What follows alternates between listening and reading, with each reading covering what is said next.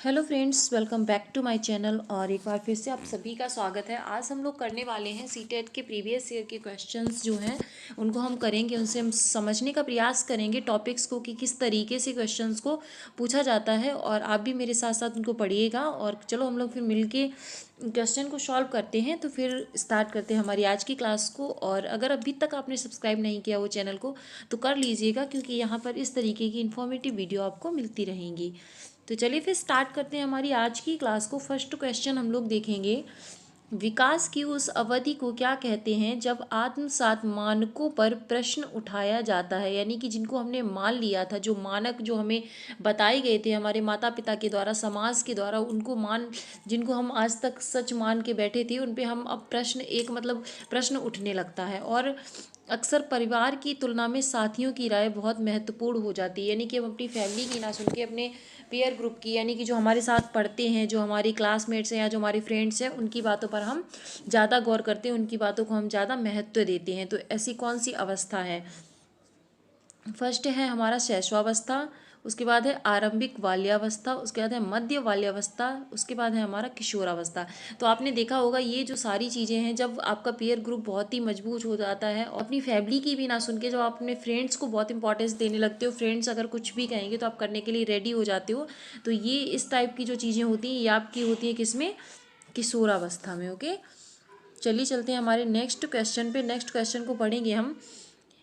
यह देख कर कि उनका पुत्र रवि पठन में बहुत रुचि लेता है और 3 वर्ष की आयु में ही पढ़ लेता है, उसके माता पिता ने उसे बहुत सी पुस्तकें ला कर दी। अपने माता पिता के प्रोत्साहन से रवि की पठन क्षमता अपनी आयु से कहीं बहुत आगे है। इस उदाहरण से विकास के किस सिद्धांत को संदर्भित किया जाता है? यानी कि एक बच्चा है, देखो क्या होता है, सबसे पहले आपको क्या करना चाहिए, आपको क्वेश्चन को समझना चाहिए। अगर आपने क्वेश्चन को समझ लिया ना तो 50% आपका आंसर वहीं पे सही होने की संभावना बहुत ही बढ़ जाती है। तो हमने क्या देखा, हमने देखा एक 3 साल का बच्चा है छोटा सा, उसको पढ़ने में इंटरेस्ट था, तो उसके मम्मी पापा ने क्या किया, उसके लिए और बहुत सारी बुक्स ला कर दे दी। अब यहाँ पे क्या हुआ है, यहाँ पे जो हमारी आनुवांशिकता सी, जैसे कि कुछ लोग होते हैं उन्हें बचपन से किसी चीज़ में इंटरेस्ट होता है, अगर आप उसको उसी तरीके का इन्वायरमेंट दे दो तो संभावना, उसकी जो पोटेंशियल है उसके बढ़ने की बहुत ही अधिक हो जाती है। तो वही उन्होंने किया है। उन्होंने क्या किया है बताया गया, विकास किसी निर्धारित मार्ग का अनुसरण नहीं करता है,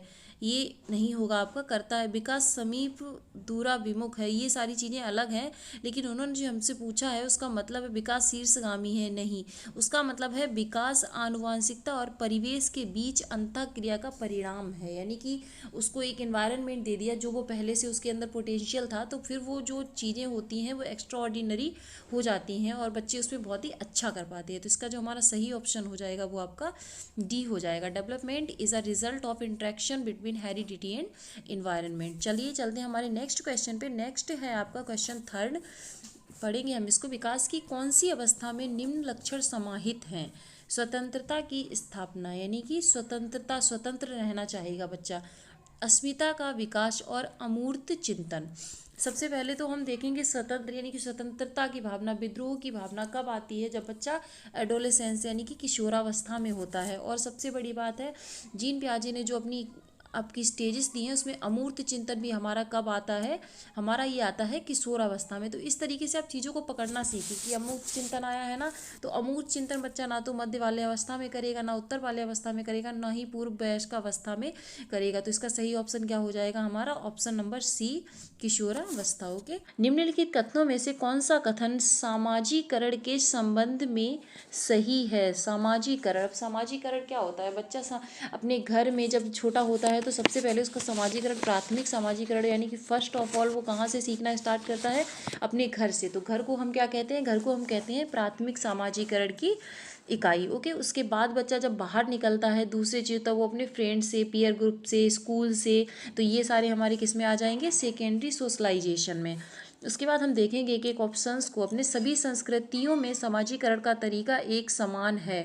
बिल्कुल नहीं, जितनी संस्कृतियाँ होती हैं उनका अपना अलग तरीका होता है, एक समान नहीं होता है।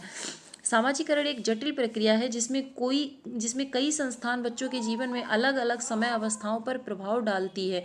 बिल्कुल सही बात है। सामाजिकरण कैसी है? एक बहुत ही जटिल प्रक्रिया है जिसमें कि टाइम टू टाइम आप जैसे अपने घर में होते हो तो वहाँ पे चीज़ें सीखोगे, फिर आप स्कूल में जाते हो वहाँ सीखोगे, फिर अपने आगे चल के और भी सीखोगे।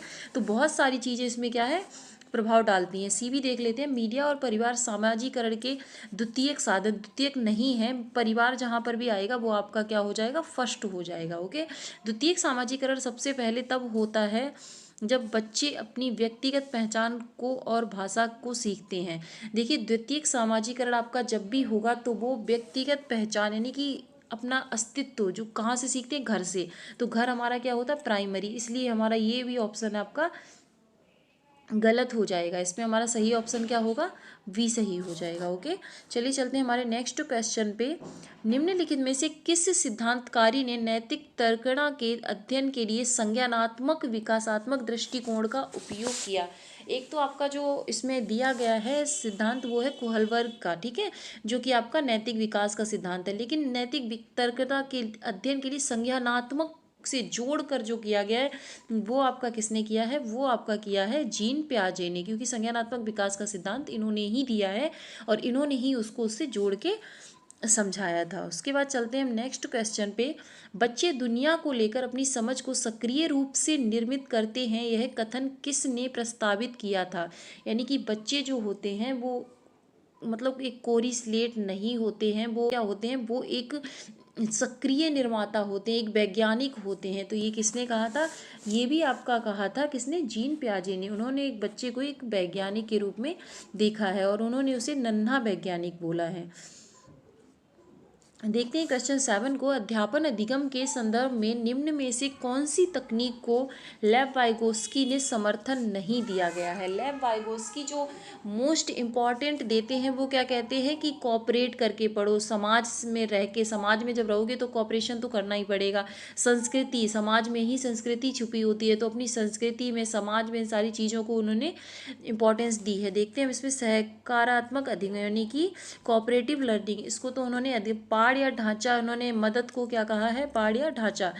इनका जब हम सिद्धांत हम लोग करेंगे, मैं कराने वाली हूँ और इस पर हम लोग देखेंगे सही तरीके से कि पाड़ या ढांचा किसे कहते हैं, ZPD किसे कहते हैं।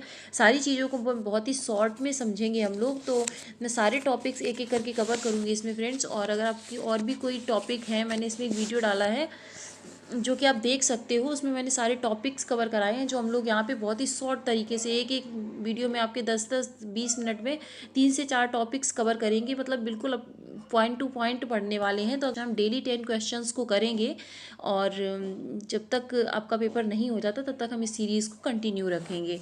देखते हैं हमारा 8th क्वेश्चन। किसी एक पहेली के टुकड़े को जोड़ते समय मीठी अपनी क्रियाओं को निर्देशित करने के लिए बोल बोल कर काम कर। आपने देखा होगा छोटे बच्चे होते हैं तो जब वो खेलते हैं या जब वो कोई पजल सॉल्व करते हैं या वो अपना होमवर्क ही करते हैं तो वो क्या करेंगे, बोल बोल के करते, नहीं है ऐसे नहीं ऐसे होगा, ये यहाँ पे नहीं यहाँ पे लगेगा।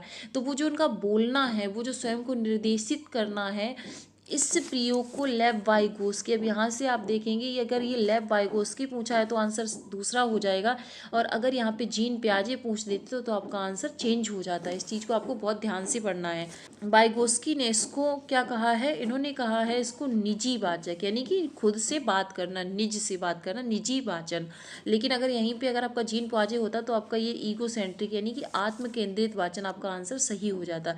तो अभी के लिए फ़िलहाल के लिए हमारा जो आंसर सही है वो कौन सा सही है, निजी वाचन या प्राइवेट स्पीच। ओके, देखेंगे हम नेक्स्ट क्वेश्चन को। नेक्स्ट है आपका लॉरेंस कोहलबर्ग के नैतिक सिद्धांत के अनुसार नैतिकता विकास क्रम के किस स्तर पर, इन्होंने 3 स्टेजेस और उसके 6 पार्ट्स किए हैं। उसमें से इन्होंने बताया है नैतिकता विकास क्रम के स्तर पर व्यक्ति कानून सामाजिक स्वीकृति की परिवाह किए बिना, यानी कि कानून की परिवाह किए बिना समाज की स्वीकृति की, यानी कि समाज उसको स्वीकारता है या नहीं स्वीकारता है, किसी कार्य को आत्म अनुभूति, जहाँ पर आत्म अनुभूति यानी आ जाए वहाँ पर आपका क्या होगा, द्वारा स्वयं निर्धारित सिद्धांतों के आधार पर उचित ठहराता है। यानी कि कोई व्यक्ति है, अगर कोई काम है ऐसा है जो कि होना चाहिए या नहीं होना चाहिए, तो अगर वो सही है, उसे समझ आ गया है, तो वो फिर ये परवाह नहीं करता समाज क्या कहेगा, कानून क्या कहेगा, तो वो अपने हिसाब से काम करता है। उसको हम क्या कहेंगे, उसको हम कहते हैं सार्वभौमिक नैतिकता सिद्धांत अभिमुखता। ओके, सामाजिक अनुबंध अभिमुखता ये नहीं होगा, सामाजिक व्यवस्था संधारण भी नहीं होगा और यांत्रिक भी नहीं होगा। आपका ये हो जाएगा सार्वभौमिक नैतिकता सिद्धांत, यानी कि सार्वभौमिक यूनिवर्सल एथिकल, उसके अब यूनिवर्सल एथिक्स उसके अंदर आ गया है और वो जो सही है सिर्फ वही करेगा। ओके, नेक्स्ट देखते हैं, आज का लास्ट क्वेश्चन है। और एक प्रगतिशील कक्षा में अध्यापक विद्यार्थियों को समूहों में कार्य देकर समन्वय अधिगम कार्य संपादन के लिए सुसाध्य करता है। ऐसा करके वह विद्यार्थियों को बढ़ावा दे रहा है, यानी कि सभी बच्चों को काम दे दिया, कुछ ग्रुप्स बना दिए, इस ग्रुप में आपको ये करना है, इस ग्रुप में आपको ये करना है। तो इस तरीके से वो किस चीज़ को बढ़ावा दे रहे हैं? कंपटीशन को बढ़ावा नहीं, वहाँ पे कंपटीशन कहीं भी नहीं है। वहाँ पे क्या है, सहभागी, यानी कि कोऑपरेटिव लर्निंग, सहभागी अधिगम, सब एक दूसरे की हेल्प कर करके उन चीज़ों को सीखेंगे। प्रतिद्वंदी नहीं है, यहाँ पे कुंठा नहीं है, तो हमारा आंसर इसमें जो सही हो जाएगा वो आपका हो जाएगा बी। ओके, आई होप आपको क्लास पसंद आई होगी, और पसंद आई, अगर पसंद आई है तभी इसको लाइक कीजिएगा, और अगर आपकी कोई भी क्वेरी है, कोई सजेशन है, तो आप मुझे कमेंट सेक्शन में लिख सकते हो। और चैनल को सब्सक्राइब कर लीजिएगा, क्योंकि ये सीरीज़ यहाँ पर इसी तरीके से चलती रहेगी। और थैंक्स फॉर वॉचिंग, मिलते हैं नेक्स्ट वीडियो में, तब तक के लिए अपना ध्यान रखिएगा। जय हिंद।